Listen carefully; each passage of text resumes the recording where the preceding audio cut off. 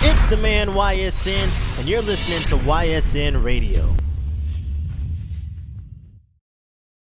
Yes, sir, yes, sir, yes, sir. I know what time it is, man. You're rocking with the man YSN, and you're tuning in to the episode of YSN Radio, the coolest podcast in the South. Got a very special guest on the line with me right now. We're going to jazz it up a little bit. We're going to jazz it up a little bit today, man. I got the keyboard phenom jazz pianist, Mr. Richard Turner Jr. on the line with me tonight. How are you today? I'm wonderful. How about yourself? Good, good, good. Can't complain Yeah. too much, my friend. Can't complain too much. First off, thank you for joining me today. I know you're all the way in LA, so the time difference is crazy. I'm in Tennessee, so we're like Tennessee. yeah, like 3 hours away from each other, man. So first off, thanks for getting on the show today, bro. Let's jump straight into it, man. All the way from the beginning, I was reading up on you. You started performing when you were just 10 years old and was already recording at 13, man. Your dad was at Capitol Records. So talk Yes. about that whole experience, man, getting into music and working with your dad at such a young age. And my dad was he comes out of Wheatley High School, which was where the Crusaders came out of, Hmm. and Wayne Henderson, all those cats. And so he came here, and I guess he started working for Capitol Records. But he was a musician as well. All of his six of his brothers were musicians, and so music was always around me. And so I would be listening to records, reading the credits and all that stuff because he always brought records home. He worked for Capitol Records. So we Hmm. had a garage full of Capitol Records. Yeah. Anybody that's ever recorded on Capitol Records. And so I would be listening to records, but mainly start playing in church with him. And then when he had a group and he did a gospel record, and I wrote a couple of songs on that record, and as well as played the organ. And of course, if he worked at Capitol Records, he was able to record there. So Right, right. that was a unbelievable experience. And from what I understand, I think it was the same organ that Billy Preston played that I used. Wow. Wow. Yeah. Talk about an incredible resource. Capitol Records, access to studios and entire Right. vault, encyclopedia, if you will, of musical history right there with all the records he was bringing home. You were spoiled. Yeah. Musically Yes. spoiled. Musically spoiled, Yes. man. That's That's a good awesome way to stuff. put it. Right. So, how growing up in a musical family like that, how did that shape your identity and goals as an artist? As far as shaping my goals, it gave me an insight because also as well as uh, him bringing the records home, he had to go to a lot of the concerts. Any and every concert that exists by Capitol Records or any kind of event, and of course he would always take me and have me tag along. Hmm. So I got a chance to always go backstage, meet different artists, see the lifestyle, some good, some bad, but see the Right. lifestyle. And so that I tell you, it was the concert that I went to, Natalie Cole's concert. She had this huge band on stage and she was performing. And I was watching it and I said, that's what I want to do. I was really young and I said, and then she was really tall. Of course, I'm much younger, so she's really tall. And I'm looking up at her like, oh, she's a big, tall girl. Had a Mhm. crush on her until then. Oh yeah. Yeah, I feel like being able to be front lines for historical moments like that, man, definitely makes a difference because like you said, going to all those concerts and seeing the life firsthand is so like you have no choice but to become enamored with it. Yes, I did. That's awesome, man. That's awesome. So earlier I was listening to some of your music, man. Hey Lady and New Player. And it made a lot of sense why they called you 88 Fingers, man. So because I was Oh, reading up wow. the nickname 88 Fingers. So talk about the story behind that name and how does that affect your approach to your performing? So I received the name 88 Fingers by my fellow peers. I used to play different events, and they always say, "Hey, man, why you play so many notes? You play too many notes. You playing all over the piano." And I said, "Well, it's 88 keys here, so I'm going to play all 88 and try to play it in each song." And they Right. said, "No, man, that's too much. That's too much, man. You play too much." And so I said, "Okay, I'm gonna try not to." do that one night, and I did that, and they said, "Hey, man, you don't sound good tonight. What's going on with you? What's wrong? You don't sound right. You're not playing tonight." I said, "I'm trying to do what y'all said, not play all the notes." And so by the end of the night, I said, "Okay, well, let me just get all the notes in." I just kind of did a gliss on the piano, all the notes in. So after that, they named me, "Oh yeah, you 88 fingers." Oh yeah. That's Oh how I got yeah. the name. That's funny how like they were giving you a hard time, but as soon as you stopped doing it, they was like, "Wait a minute, wait a minute." Something's wrong. That's awesome, man. That's awesome. So, when it comes to the piano, who are some of your influences as far as pianist goes? My influences going back from, I'm gonna do it in sequence. I would say Art Tatum. Believe it or not, Nat King Cole. A lot of people don't know him as a piano player, but he was a wonderful piano player before he Yeah. became front person singer. Oscar Peterson. Of course, my dad went to school with Joe Sample, so Joe Sample, Bobby Lau, and bringing it up to date, Ramsey Lewis. So those are kind of like my top. George Duke, of course. Hmm. I got you. I got you. So, have you ever been able to play alongside these guys at all, or work I with them in any actually played, capacity? uh, I have been able to play along with, uh, I actually was in college. Every year I would go to like a jazz workshop and got a chance to work with Ramsey directly. Okay. Uh, when I was playing for Paul Jackson Jr., I did a festival in Long Beach and I played back to back with Bobby Lau. Hmm. Uh, trying to think who else that I named. The other ones were many years before, so no, I haven't had a chance for the other ones. I had planned to go to Canada to try to sit with Oscar, but he passed away before I got a chance to do that. I got you. I got you. What was that feeling like, playing alongside your idols? It was very nervous. It made me very nervous, but uh, in the heat of the moment, when I came off stage, I'm still kind of like a little nervous and kind of like a little shaken up. Hmm. And most of the promoters said, "Hey, man, you handled it. You was okay. You did okay. You actually gave those musicians a little run for their money." You know, So in the jazz row, when you guys are on stage together, whether it's a duo, quartet, quintet, whatever the case may be, like you said, you're giving them a run for their money. Do you guys, is it like a competition, an unspoken competition between between the players on musicians. stage? Actually, in my mindset, in what I've experienced, it's not a competition. It's more of a conversation. Gotcha. And it's like any conversation. If you know how to have a conversation, then you get these certain looks and smiles when you do something, and then they do something, and then it's like they're answering you. But if you don't know how to have the conversation, it could be like, "Why are you up here?" Right. You know? That's when they get the hook from the side of the stage and Yeah, and pull you out. oh man, that's funny. That's funny. So, I was reading up on you. You built your career, being a very versatile artist. You know, of course, we just talked about jazz. You mentioned, doing gospel earlier. And I was reading you also dabble in hip hop and stage plays as well. So, how do you approach, shifting, between these different genres in such different musical worlds? As far as shifting between different genres, uh, for me, it's basically the same, and it's just a different style. It's like color.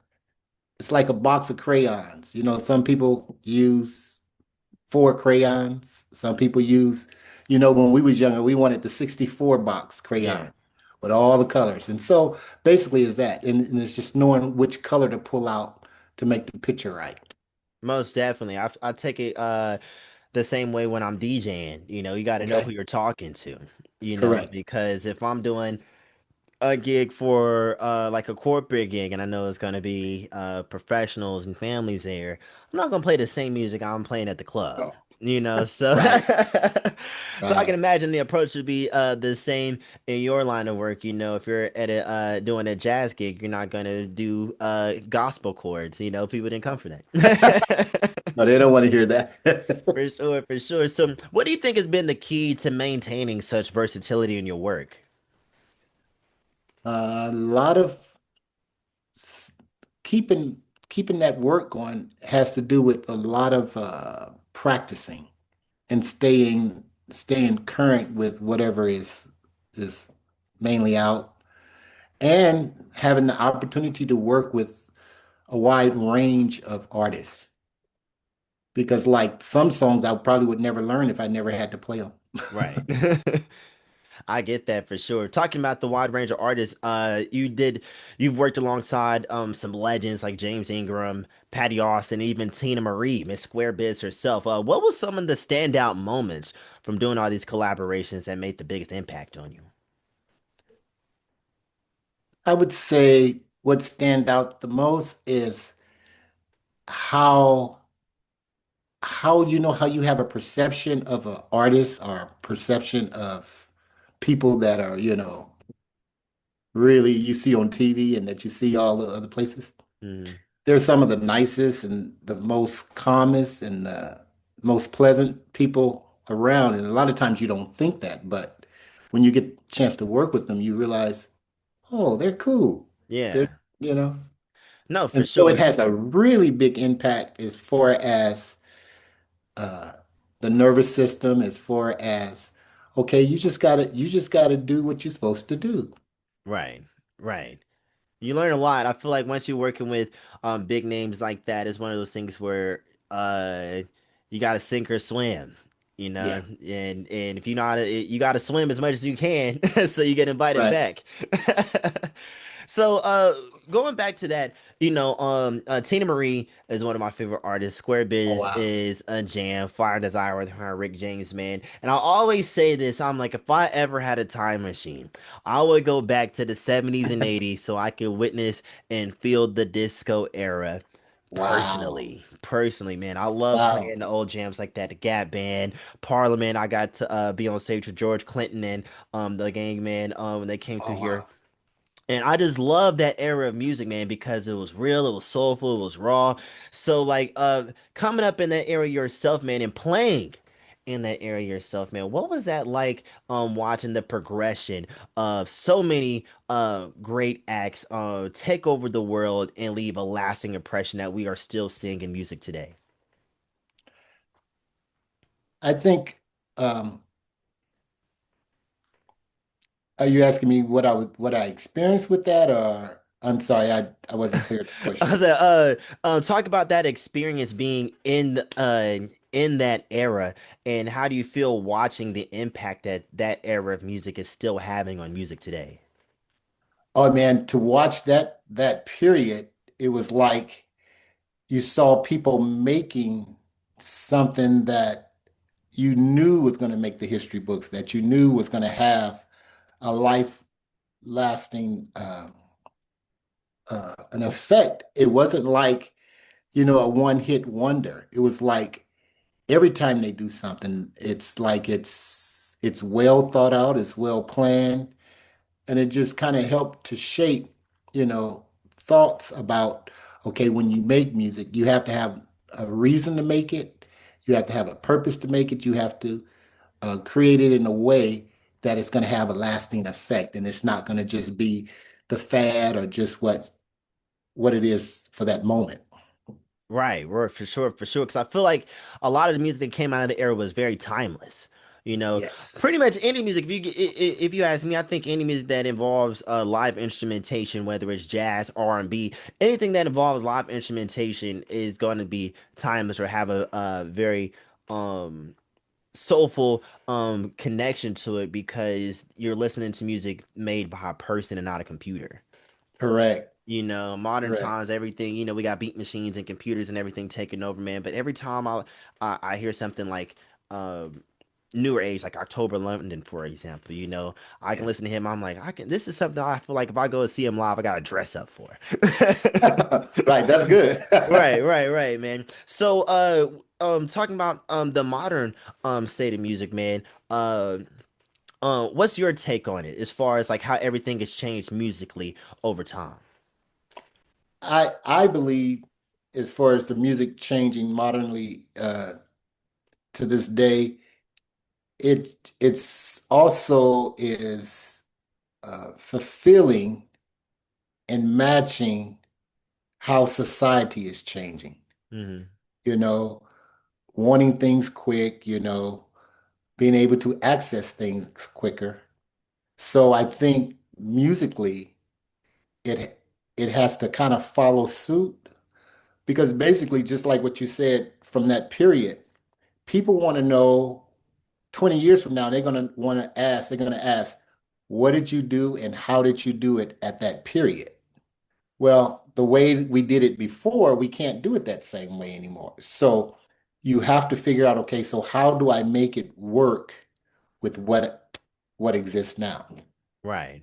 So I don't, I'm okay with uh, the current state of music. It's Hmm. just trying to find, okay, so how do I fit in? What do I have to change in order to make myself current? For sure. And what's the biggest challenge that you find in doing that? The message. Yeah. I think that's my biggest challenge. So what is the conversation and what is the message that need to be related musically as well as if I'm without words or with words, what will pique the conversation and the attention to say, that's it. Because mainly this is the last 20 years is more of a beat type of world. Right. So beats don't have notes. Yeah. So so you got to figure out what notes do you need to create to make the psyche go, okay, I hear the beat, but the notes are happening. Hmm. I got you. I got you, man. Going back to circling back to the collaborations, I read that you spent 18 years as the musical director for Eric Darius, Yes, saxophonist. How did that? That's a long time. 18 years is a long time, man. So how yes. did that working with them for that amount of time influence your growth and leader as a musician? Well, as far as Eric Darius, when I met him, he was 17, I believe. Oh wow. So, of course, I was years older, Hmm. and his dad was kind of managing him. Then he kind of moved on to managers that could take him bigger. But he was such fire. To me, he was Grover Washington's replacement. Hmm. Not his replacement, but it seemed like he was picking up where Grover Washington left off Right. because Grover died at such a young age. And I'm thinking, wow, this kid can probably do more in this period than I could do uh, in a lifetime. Yeah. So I need to stick with him for that, if nothing but for that reason. No, You for know, sure. And I think like being able to recognize when someone has a gift and someone has a talent, being able to pour into them so they can reach the heights that like you said, he can take over in this period. I feel like that comes back to tenfold on the back end. okay, I You agree. know? Yeah. Because I live by mine, you gotta lift as you climb. You gotta lift as you climb, man. I feel like he uh being in a position like that, being able to guide someone and direct them, lead them to where they need to go, it can be a rewarding experience in the long run, Right. for It sure. can. And I was reading, given that, I see that you also have a degree in music education and you've done some teaching at conservatories. So, how do you blend your work as a musician into your education? Well, I take the way I blend my music into education is I'm able to share not just from the educational side, but from the practical side, where, I can tell students, uh, this is what happens in the real world. Right. And a lot of things that you learn does not apply until you're in the moment. Hmm.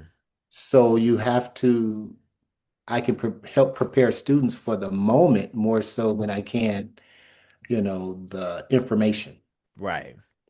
And I think that's a lot of a big gripe a lot of people have when they go through the education system is just information, regurgitating information on demand, and it's not a lot of situations where, like you said, it's teaching you for certain moments. Right. So I feel like being able to learn some like with real life experience, Correct. like teaching someone from experience versus a book is way more valuable because they say a wise man wise people learn from Correct. others mistakes and experience, man. So I like how I think that's a pretty cool way that you do that. I'm sure your students feel the same.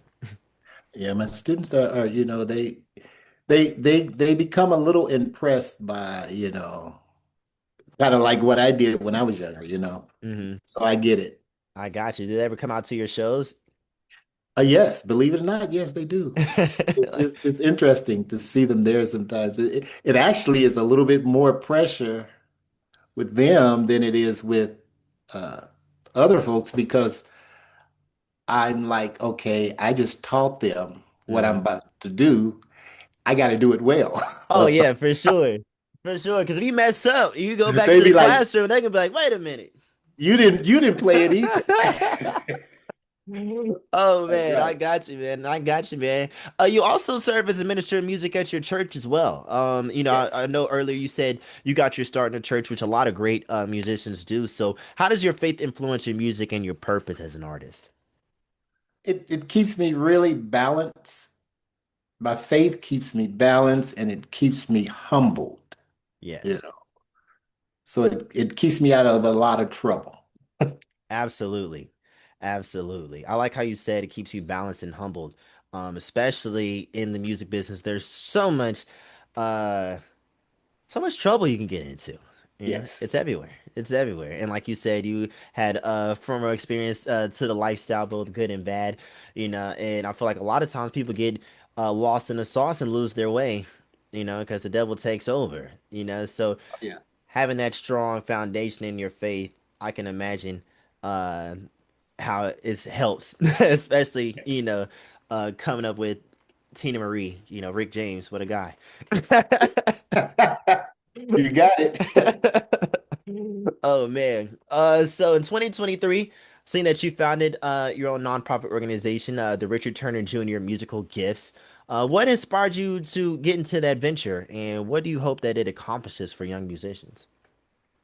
My scholarship, I actually I had expressed it to my wife, that I would love to be able to give back and, you know, make some, help younger musicians. And she surprised me with helping me put that together for my Mhm. birthday. And so I began to just do a birthday concert and scholarship, you know. And I know how hard it was for me in school, you know, and I see how it's getting harder for musicians because the thing is, it's no guarantee about work when you come out of college and as a musician now, Right.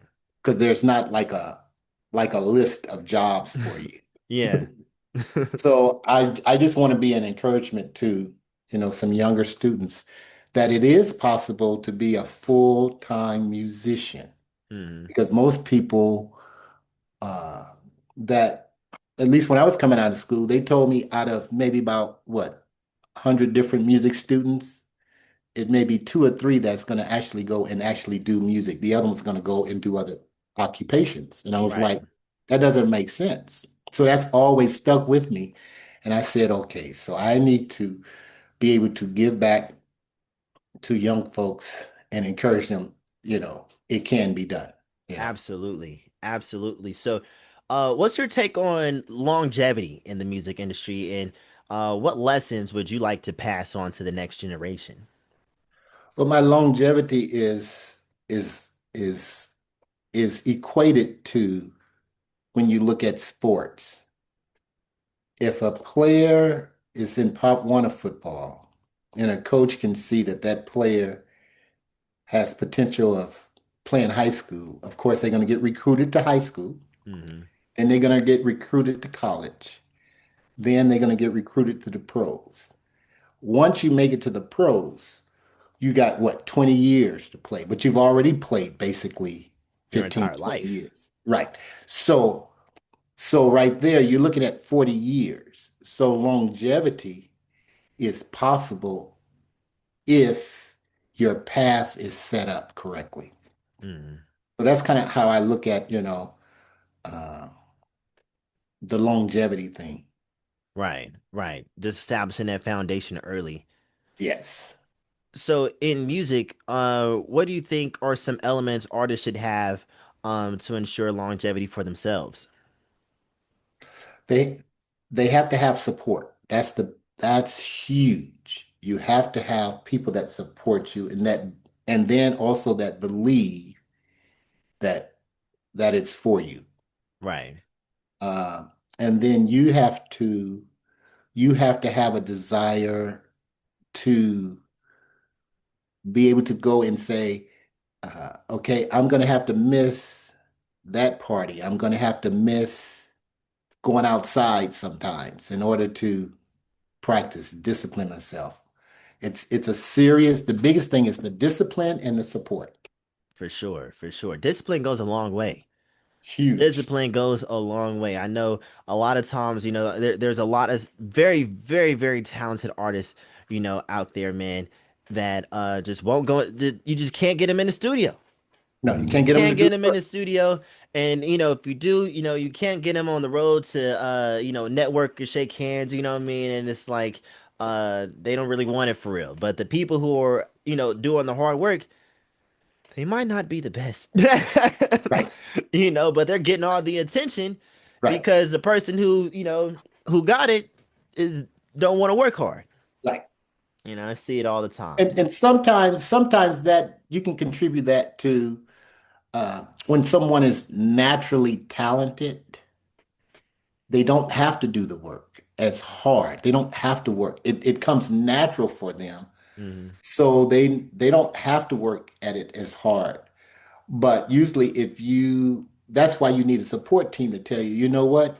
You have something, but you got to go and develop it. You got Right. to go and shape it, you know. Facts. Because at the end of the day, everyone is just like a giant lump of clay. Correct. You need the right people around you to mold you up Shape you, yes. exactly into the right statue, so you can be in the Louvre.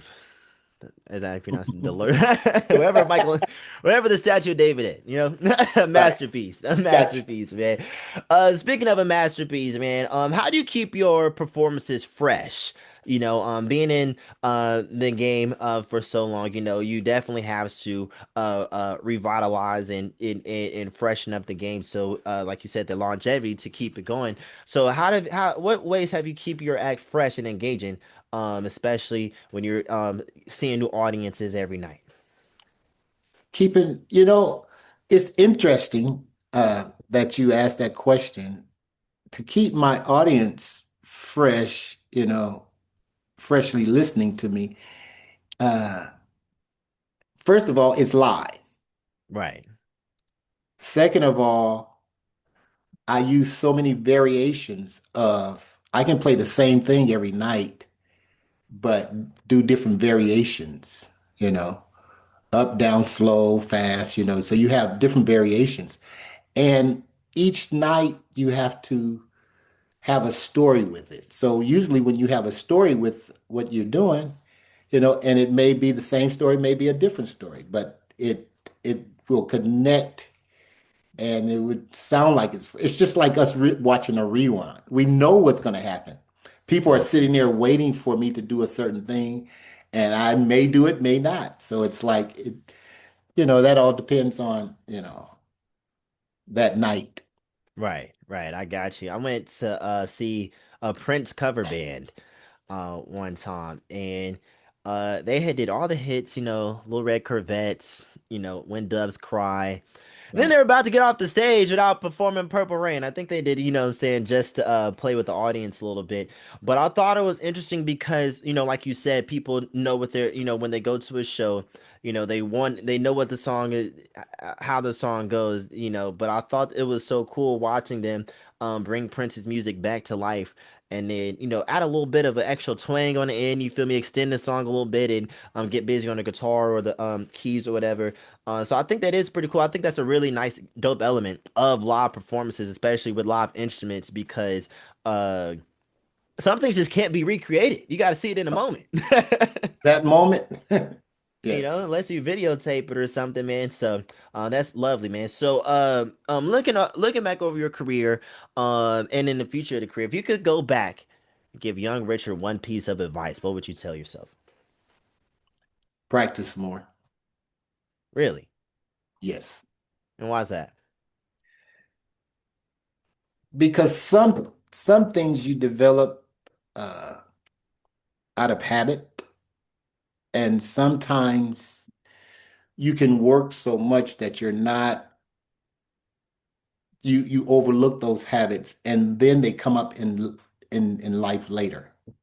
Because every situation is different. So I could be playing this set of information, and I can be playing it for 10 years, and it's like second nature. But in the course of that, I'm developing these habits, or the lack of developing anything new, or you know growing what's there. It's just like fruit on a tree. Every season it goes away, but it comes back if you keep the tree up, if Right. you water the tree. So that's the thing. Practice would have watered my journey a little bit more, and rather than seasons, it would have been year round Gotcha, gotcha. That working makes a on. lot of sense. They say practice makes perfect. It's like working a muscle. You know, if you go to the Yes, gym one day a week, you're not going to be swole. Yeah, correct. it's not gonna get swole. You got to go in every night, man. That's a really lovely piece of advice. So, looking forward, what's next for Richard, man? What's next for 88 Fingers? Any new What's music? next Any for new me? performances, projects? What can we look out for? We can look out for a new project coming out. Uh, Kind of my current uh, thoughts, and then I'm looking forward to performing them. Gotcha. You have a tour lined up, some dates we should be looking out for, get some tickets. Not yet. I work all the time, so schedule wise, if you go to my website, you probably would see my schedule. But I would say I have a event next week on the 6th. I have a scholarship concert. Most likely, it's going to be the week before my birthday, Gotcha. September 20. It's around 20th, 21st, somewhere around there. Hmm. And then I'm just going to wait to see how my new music draws some of these promoters in to want me to come perform different places. Gotcha, That's the gotcha. goal. Hey man, gotta have goals, man. Well, I do appreciate you for joining the show today. Before we get out of here, why don't you let the people know where can they find you on social media? Where can they keep up with you, find you live for the shows you were talking about? How can they find all the details? They can follow me on richardturnerjr.com. That's my website. They can follow me on Facebook, and they can basically that's where they can find me. And I know I have a Instagram page, and so they can find me on any of those. Gotcha. Gotcha, gotcha. Lovely, man. Well, once again, Richard, thank you so much for joining me today. It was an honor being able to speak with you and to soak up all the game information from you, man. Hopefully I'll be able to catch you live, man. I love All right. yeah, I love jazz. I love watching live music, man. So hopefully I'll be able to see you live and see all 88 of those fingers at work. All right. I love it. That'd be awesome, man. Boom. If you made it this far, thank you so much for tuning in. If you're listening, make sure you check out all of the episodes anywhere you get your podcasts from Spotify, Apple Podcasts, anywhere you stream.